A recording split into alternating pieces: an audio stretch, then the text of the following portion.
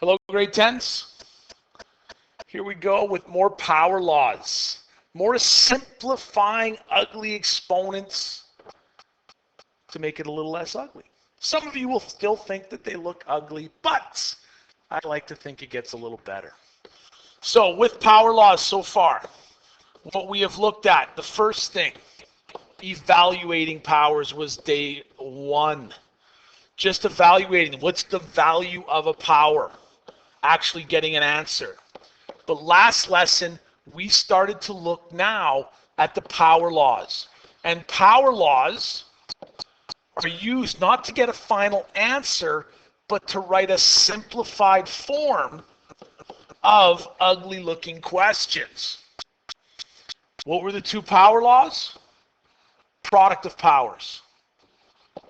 So if we have 2x4 y negative 3 times negative 7 x y 6, if I have that, product of powers tells me multiply coefficients, the big numbers out front. First of all, actually, I should have checked. Everything in this question is multiplying. Everything's multiplying. That's a good thing. And we have coefficients that can be put together, and we have powers with the same base that can be put together. So that's what I want to do.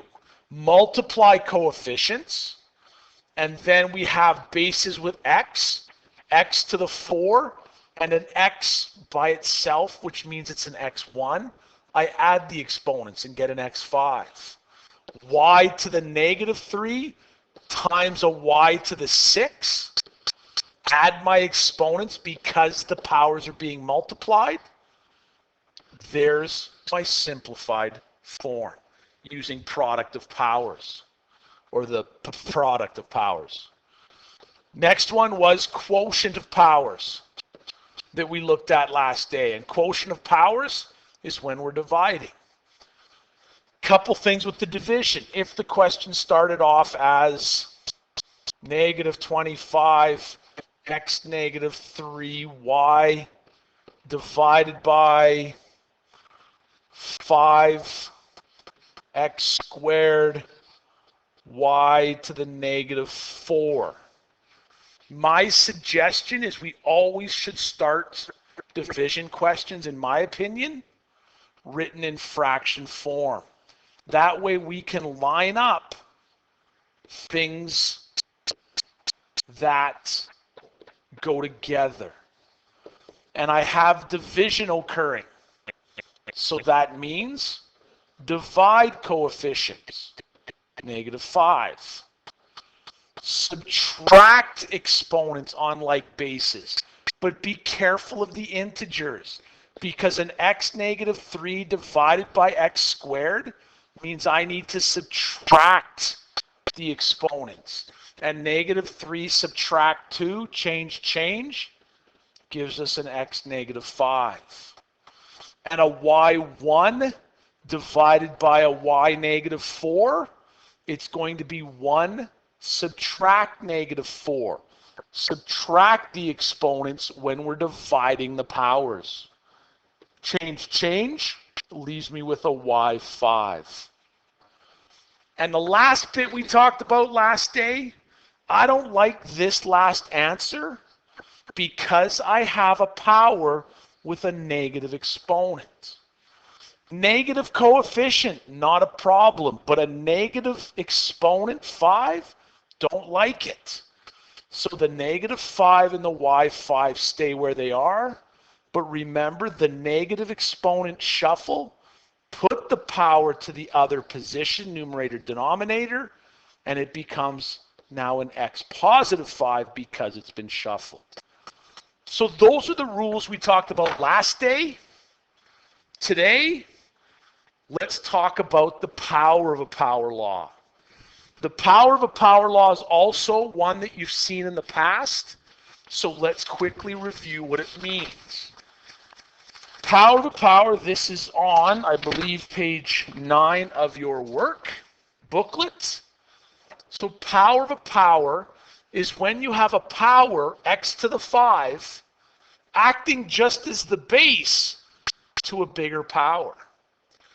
So understanding what this means might help us to see how to simplify it.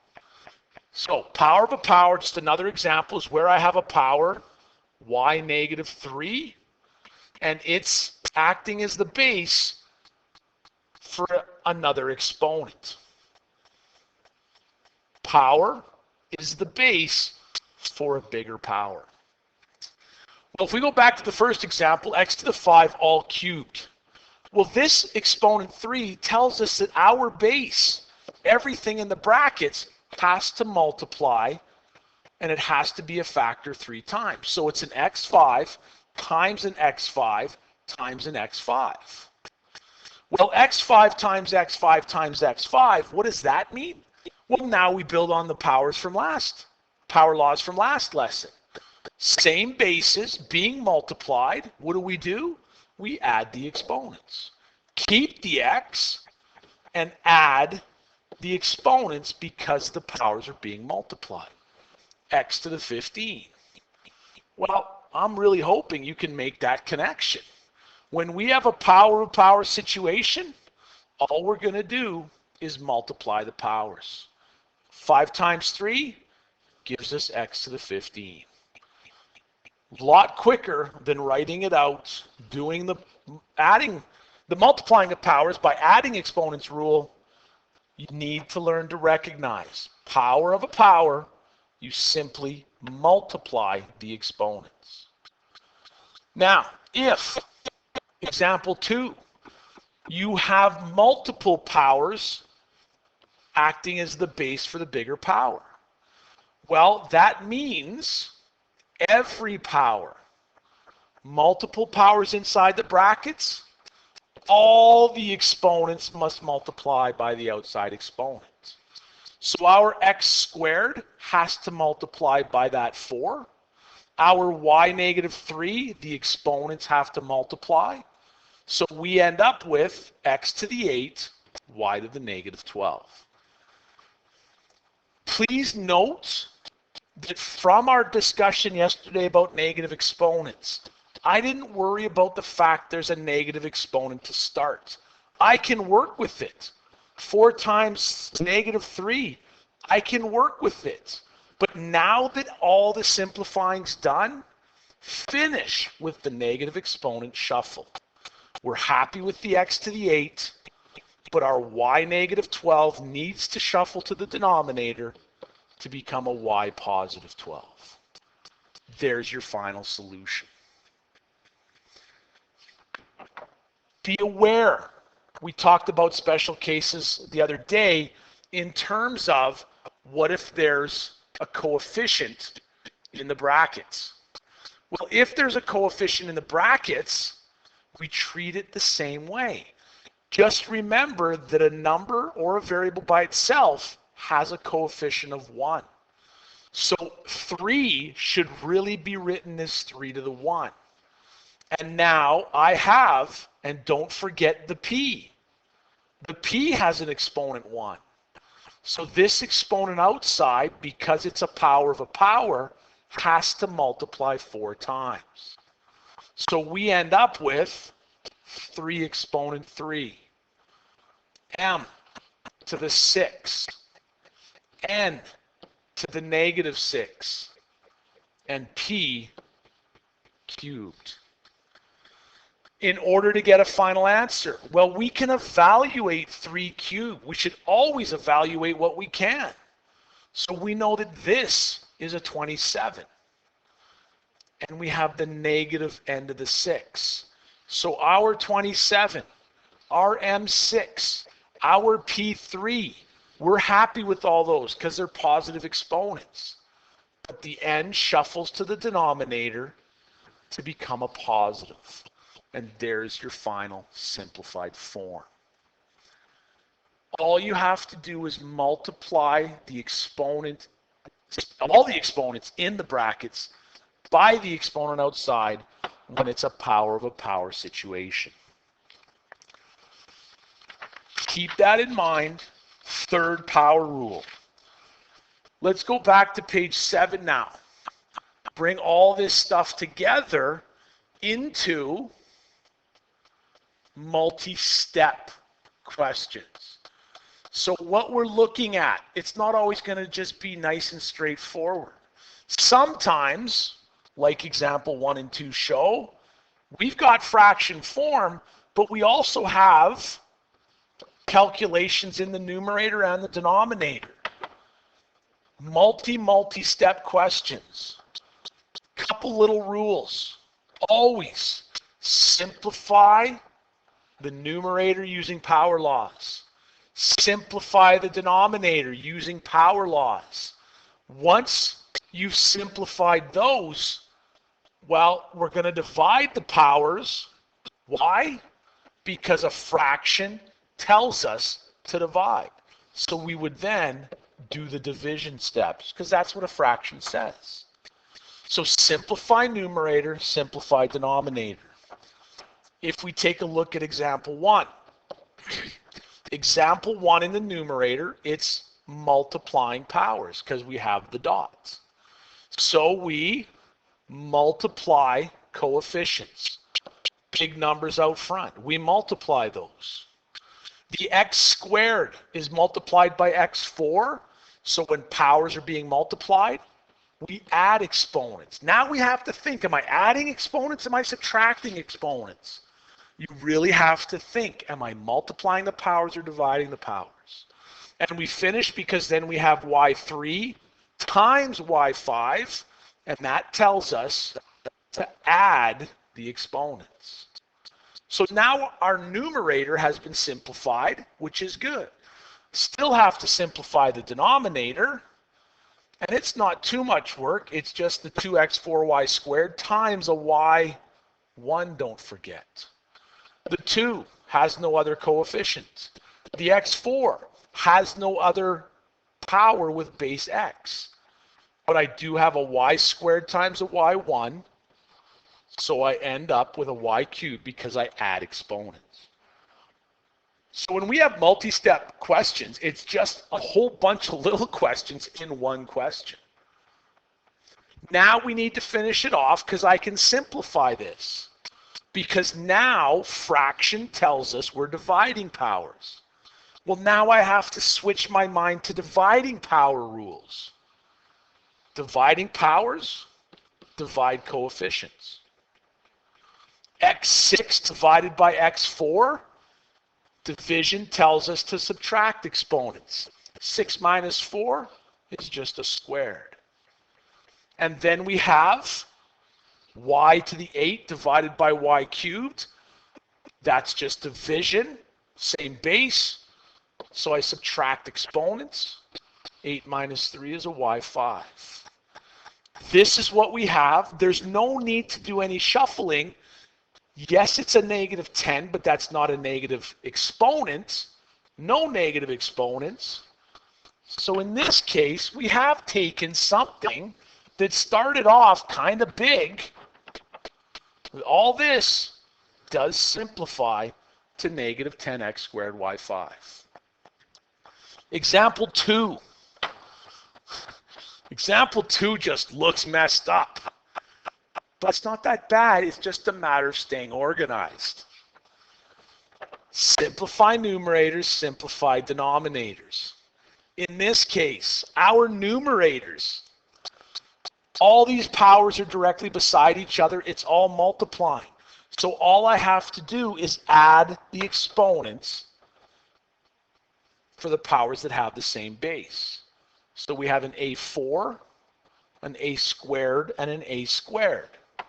So 4 plus 2 plus 2 is an a8. I then have my base b, I see, negative 2, a b negative 1. What do I do when I have b's? Being multiplied, I add the exponents. Gives me a b negative 3. Negative 2 plus negative 1 is negative 3. Then I have c's. Here the c is by itself. Don't forget it has an exponent 1. So I have a c1 times a c squared Multiplying the powers, add the exponents, I get a c cubed. And then I got this g cubed all by itself just kind of hanging around. So there's my numerator. Whole bunch of powers just beside each other. It's multiplying. Add the exponents on the ones that have the like base. Now I go to my denominator. A squared times an a squared. Everything's multiplying, so I add the exponents. I then look for my b's. What do I have for b's? b negative 3 and a b 1. Don't forget you have that exponent 1. b negative 3 plus 1 is a b negative 2. What do I then have? Well, this time I just have c squared and g negative 1 by themselves. So I have a c squared and g negative 1. Simplified numerator, simplified denominator. Now I have a division process. Division now, shift gears. Division tells me to subtract exponents. A, 8 minus 4. No integers, straight up, just a 4. Nice. B, negative 3 divided by b negative 2. Well, it's integers. I'm going to jot it down. Subtracting the exponents. Change. b negative 1. C cubed divided by c squared. Divide powers, so I subtract exponents. 3 minus 2, straight up, just a 1, no trick to that. And I finish with the g cubed divided by g negative 1. 3 subtract negative 1. Watch your integer work. Change is a g4. So there now I did my multiplying in the numerator. Turned out I did multiplying in the denominator. And then I did division of all the powers. But I need to do my shuffle. Which one here is causing me the problems? b negative 1. So it's going to shuffle to the bottom and become a b positive 1. I really don't need that 1 on there. So I'll just write it as a b. A4 is okay. My c1, positive 1 exponent. Again, writing it without the exponent, it's not necessary. And my g4 positive exponent. There's the simplified form. So multi-step questions. Couple things to remember. Break it into lots of little steps. Little steps help eliminate errors. The other parts, I didn't worry. I have students, because we've talked about getting rid of negative exponents, they start trying to get rid of negative exponents from the initial question. When do we worry about the negative exponents? At the end. After all the simplifying's been done, now we look to get rid of the negative exponents, not during the work. So, last thing, let's go actually to the work section, and let's go to page 13, number 3. A couple more multi-step questions, but ones that involve power of a power. So page 13, number 3. Now, some of you are going to try to squish your work into that space. My suggestion is don't. Get some paper. Get some extra paper. Show your steps so you can see what you're doing. If you're going to try to squish it in there, you are not. And I mean, you're not being a good student. You're not being a smart student. Show the steps so it's easy to read and understand. So here we go. I'm going to do H before G for a couple different reasons. But the first thing, I can't suggest enough. As soon as you see a division, let's write it out as a fraction. It's just easier to see and work with. So, like the previous examples, because there's going to be some division to finish, in this question, we have to simplify the numerator. Is there any simplifying? Well, there isn't. We have a power with base x and a power with base y. I can't put powers together unless the bases are the same. So I just have an x cubed y9. Nice. No work. But in the bottom, what do I have? We have a power of a power situation. We have a -2 exponent outside the brackets, so it has to multiply by everything inside the brackets. So our x that's squared, when I multiply it by -2, becomes a -4. The y4 has to be affected by the -2. 4 times -2 leaves me with a y -8. So there's my first step, power of a power. Learn to recognize what you have. At this point, what does a fraction tell me to do? It tells me to divide. So I have two powers with the same base. Dividing them means I subtract exponents. 3 subtract -4. Watch your integer work. Change gives me an x7. y9 divided by y -8. Well, when I divide those powers, subtract the exponents, change gives me a y17. Is there a need to do a negative exponent shuffle? Absolutely not. Because both of my powers have positive exponents, keeps me happy. So we took this initial question and made it, I think, way less ugly by having it as x7 over y17. Last example, then you can get to work. G.